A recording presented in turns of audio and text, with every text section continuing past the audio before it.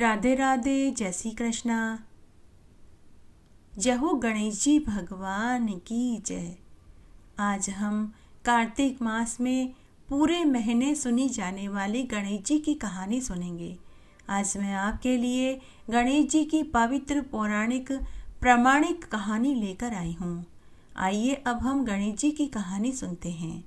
जब भी मैं आपको कहानी सुनाऊं तो आप कहानी पूरी सुना करें।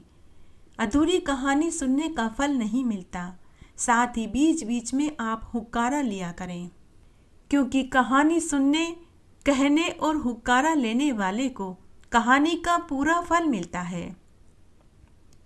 हुक्कारा लेने का मतलब है कि जब मैं कहानी के बीच में विराम लूं, अर्थात विश्राम लूं, तो आप इस तरह बोलें।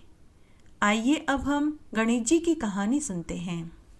एक बार बहुत छोटा सा गांव था। उस गांव में एक राजा और एक रानी थे। उनकी शादी को अनेक बरस हो गए, लेकिन उन्हें संतान सुख नहीं मिला। राजा रानी दोनों ने अनेक प्रयास किए, खूब व्रत उपवास दान धर्म किए, 4 धाम की यात्रा करी, तीर्थ करे, साधु सन्यासियों को भोजन कराया, दान दक्षिणा दी, बड़ पीपल आंकड़े के पेड़ सींचे, कुएं तालाब धर्मशाला प्याऊ खुलवाए, पुत्र के लिए यज्ञ हवन करे, लेकिन सब निष्फल रहा। तब एक दिन राजा ने अपनी रानी से कहा कि हे रानी, हमने औलाद के लिए सब किया, लेकिन फिर भी हमें औलाद सुख प्राप्त नहीं हुआ। अगर तुम सौतन का साथ सहन कर सको तो क्या मैं पुत्र के लिए दूसरा विवाह कर सकता हूँ? तो रानी ने दिल पर पत्थर रखकर राजा को दूसरा विवाह करने के लिए हामी भर दी। तब राजा अपने लिए विवाह के लिए कन्या खोजने के लिए महल से घोड़े पर बैठकर निकल पड़ा। चलते चलते राजा एक अन्य राज्य में पहुंचा। वहां गणेश जी के मंदिर से राजा ने एक बहुत सुंदर 16 साल की युवती को निकलते हुए देखा। राजा उसके रूप और यौवन पर मंत्रमुग्ध हो गया, लेकिन राजा सोचने लगा कि कैसे मैं इससे अपने विवाह की बात चलाऊं। राजा ऐसा सोच ही रहा था कि तभी वह लड़की अपने घर की ओर चल दी और गायब हो गई। उसके बाद राजा ने गणेश जी के मंदिर में जाकर दर्शन किया और कामना करी कि हे गणेश जी भगवान, अभी अभी एक कन्या आपके मंदिर से गई है। आप मेरा उसके साथ लगन करवा दीजिए तथा मुझे एक पुत्र भी दीजिए। भगवान गणेश ने राजा की प्रार्थना को सुन लिया। भगवान की प्रेरणा से राजा घोड़े पर सवार होकर चल पड़ा। घोड़ा चलता चलता गांव के बाहर एक वन में सुनसान जगह पर बने मकान के आगे जाकर रुक गया।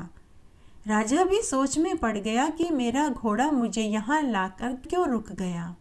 जरूर भगवान की प्रेरणा से ही यह काम हुआ है।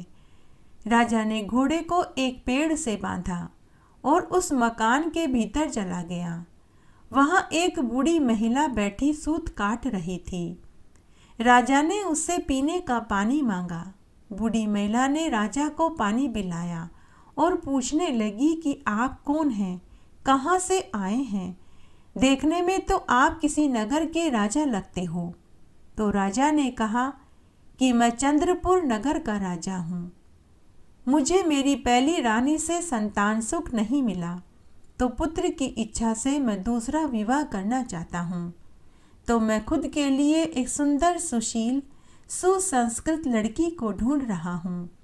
फिर राजा ने बुढ़िया माई से पूछा कि बुढ़िया माई, आपके साथ यहाँ कौन कौन रहता है? तो बुढ़िया माई ने कहा कि यहाँ मैं और मेरी बेटी रहती है। राजा ने कहा, आपकी बेटी का विवाह हो गया या नहीं? तो बुढ़िया माई बोली, मेरी बेटी कुंवारी है, लेकिन वह विवाह नहीं करना चाहती, क्योंकि वह गणेश भगवान की परम भक्त है। उसे लगता है कि विवाह के बाद ससुराल वाले उसे गणेश जी की पूजा नहीं करने देंगे। तो राजा ने कहा कि अगर मैं तुम्हारी बेटी से विवाह करूं और उसे गणेश जी की पूजा भी करने दूं, तो क्या तुम अपनी बेटी का मेरे साथ विवाह करा दोगी? तो बुढ़िया यह सुनकर खुश हो गई। उसने 2 जोड़ी कपड़ों में ही अपनी बेटी का विवाह राजा से कर दिया।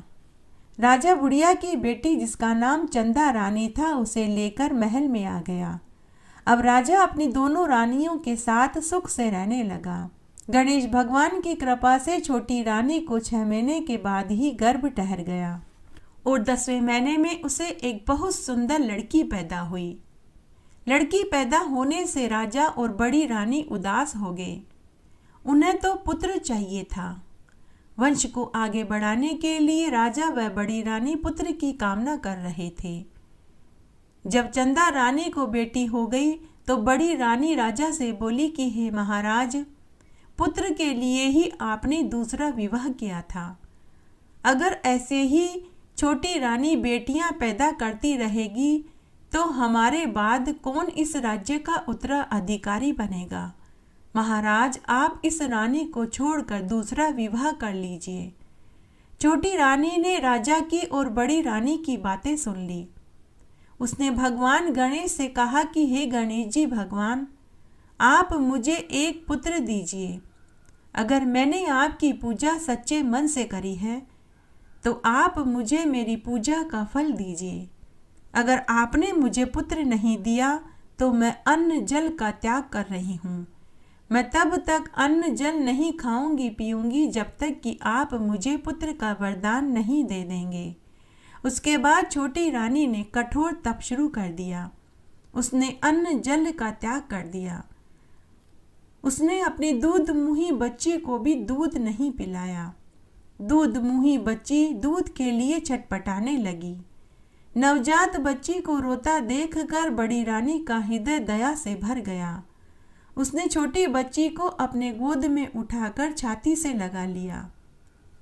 उसने बच्ची को रुई के फाहे से गाय का दूध पिलाया, लोरी गा कर सुलाया।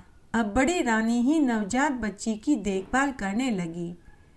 छोटी रानी को कठोर तप करते हुए 8 दिन बीत गए। तब एक दिन वह बेसुध हो गई। उसे तड़पता हुआ देखकर गणेश जी की सवारी मूषक ने कहा कि हे महाराज, आपकी एक भक्त है, वह कई दिनों से भूखी प्यासी है और कठोर तपस्या कर रही है। आप उसकी इच्छा पूरी क्यों नहीं कर देते? अगर वह मर गई तो आपको ही उसकी मृत्यु का दोष लगेगा। तब उसी रात्रि को गणेश भगवान ने छोटी रानी को स्वप्न में दर्शन देकर कहा कि हे पुत्री, तू तप करना छोड़ दे, उठ, भोजन कर, पानी पी। तेरे पति के भाग्य में विधाता ने पुत्र का सुख ही नहीं लिखा, तो फिर मैं उसे कैसे पुत्र दे सकता हूँ? तब चंदा रानी स्वप्न में ही गणेश जी से बोली कि हे प्रभु, अगर मेरे पति के भाग्य में पुत्र सुख नहीं है तो आप खुद मेरी कोख से जन्म लेकर मुझे और मेरे पति को पुत्र का वरदान दीजिए। भगवान गणेश को अपने भक्त की बात माननी पड़ी। तब तथास्तु का वरदान देकर गणेश भगवान अंतर्ध्यान हो गए। 3 महीने के बाद पुनः चंदा रानी को गर्भ ठहर गया और 9वें महीने में चंदा रानी को गणेश जी का प्रतिरूप शक्ल में पुत्र पैदा हुआ। गणेश जी की तरह ही बच्चे का पेट मोटा, एक सूंड, 2 बड़े बड़े कान, छोटे छोटे हाथ पांव थे। छोटी रानी तो गणेश जी जैसे पुत्र को पाकर खुश हो गई, लेकिन राजा और बड़ी रानी सोच में पड़ गए कि दुनिया हमारे पुत्र को देखेगी तो हंसी करेगी। अब गणेश रूपी बालक का लालन पालन महल की 4 दीवारी के भीतर ही होने लगा। पूरी प्रजा को बस यही बताया गया कि राजा के पुत्र हुआ है, लेकिन जब तक राजा का पुत्र 12 साल का नहीं हो जाएगा किसी को नहीं दिखाया जाएगा। इस तरह बच्चे बड़े होने लगे। बहन अपने भाई के साथ खेलती, उठती, बैठती, खाती, पीती, सोती। दोनों बहन भाई खुशी खुशी रहने लगे। तब एक बार की बात है, उन्हीं के गांव में एक बहुत अमीर सेठ सेठानी थे। उन्हें भी शादी के बाद औलाद सुख की प्राप्ति नहीं हुई। उनकी भी शादी को अनेक बरस हो गए थे। तब उन्हें किसी पंडित ने कहा कि आप 101 कन्याओं को और एक बालक को भोजन खिलाओ। 101 कन्याओं का पूजन करो, दक्षिणा में चांदी के सिक्के दो, तो तुम्हें औलाद सुख अवश्य मिलेगा। तब दोनों सेठ सेठानी ने गांव के हर घर में जाकर छोटी कन्याओं को जीवने का न्योता दिया। तब जब गिनती करी गई तो एक कन्या और एक बालक कम निकला। तब सेठ सेठानी राजा के महल में गए और राजा रानी से विनती करने लगे कि हमें 101 कन्या और एक बालक को जिमाना है, लेकिन एक कन्या और एक बालक गांव में कम पड़ रहे हैं। क्या आप अपनी कन्या और पुत्र को हमारे घर भोजन करने के लिए भेज देंगे? अब राजा और बड़ी रानी सोच में पड़ गए। राजा और बड़ी रानी ने कहा कि हम कन्या को तो भेज देंगे, लेकिन हम बालक को नहीं भेजेंगे। तभी राजा की बेटी बोली कि माँ बाबा, मैं अपने भाई के बिना किसी के भी यहाँ भोजन करने नहीं जाऊंगी। अगर मेरा भाई जाएगा तो ही मैं इनके यहाँ जीमने जाऊंगी। यह देख सेठ सेठानी राजा रानी से विनती करने लगे कि महाराज, हम बे औलाद हैं। किसी पंडित ने हमें कहा है कि अगर हम 101 कन्याओं और एक बालक को भोजन कराएंगे तो हमें औलाद सुख मिलेगा, नहीं तो हमें नहीं मिलेगा। हे महाराज, कृपया करके आप अपने पुत्र और पुत्री को हमारे घर भोजन करने भेज दीजिए। हम दोनों खुद आपके बच्चे को लेकर जाएंगे और भोजन करा के खुद ही छोड़ जाएंगे। सेठ सेठानी के मिन्नतें करने पर राजा रानी को उनकी बात माननी पड़ी। तब राजा ने एक पर्दे वाली पालकी में अपने पुत्र और पुत्री को बिठाया और नौकरों के साथ सेठ सेठानी के घर नियत समय पर भेज दिया। सेठ सेठानी ने जब गणेश रूप बालक को देखा तो उन्हें बहुत खुशी हुई। उन्होंने उनका खूब आदर सत्कार किया। उसके बाद सभी 101 कन्याओं का और गणेश जी का उन्होंने विधि विधान से पूजन किया। सभी को स्वादिष्ट भोजन खिलाया और उन्हें दक्षिणा में चांदी के सिक्के दिए। और फिर दोनों सेठ सेठानी ने सबके पांव छुए। गणेश रूपी बालक ने सेठ सेठानी से कहा कि आपको बहुत जल्द 2 जुड़वा बेटे होंगे। गणेश रूपी बालक के मुख से जो आवाज़ निकली वह किसी बच्चे की नहीं लग रही थी। वह आवाज़ सेठ सेठानी को बड़ी ही प्रभावशाली लगी। उस समय सेठ सेठानी ने देखा कि गणेश रूपी बालक वरदान की मुद्रा में थे। सेठ सेठानी समझ गए कि यह तो साक्षात गणेश जी हैं। उसके 3 महीने के बाद सेठानी को गर्भ ठहर गया। सेठ सेठानी की खुशी का ठिकाना ही नहीं रहा। 9वें महीने में सेठानी को 2 जुड़वा पुत्र हुए। अब तो सेठ सेठानी को समझते देर नहीं लगी कि यह सब कुछ गणेश रूपी बालक के आशीर्वाद से हुआ है। दोनों सेठ सेठानी खूब सारा धन दौलत और मोदक लेकर राजा रानी के महल में पहुँचे। उन्होंने राजा रानी को गणेश रूपी बालक के आशीर्वाद में 2 जुड़वा बच्चे जन्म देने वाली बात बताई और कहा कि आपके तो स्वयं गणेश भगवान आए हैं, आपको तो खुश होना चाहिए। इन्हें महल की 4 दीवारी में मत रखिए, पूरे गांव को इनके दर्शन करने दीजिए। उसके बाद राजा रानी ने भी दिल खोलकर अपने पुत्र को गले से लगाया। इतने दिन तक उन्होंने अपने पुत्र को छिपाकर रखा। उसके लिए उन्होंने अपने गणेश रूपी बालक से अपनी गलती की माफ़ी मांगी। गणेश रूपी बालक ने पूरे गांव को दर्शन दिए। जिसने जिस इच्छा से गणेश जी के दर्शन किए उसकी वही इच्छा गणेश जी ने पूरी कर दी। बड़ी रानी की भी पुत्र की इच्छा पूरी हुई। हे गणेश जी भगवान, जैसे आपने छोटी रानी और सेठ सेठानी को संतान सुख दिया, बाद में बड़ी रानी को दिया, ऐसा सबको देना। कहानी कहने वाले को, सुनने वाले को और हुक्कारा बनने वाले को।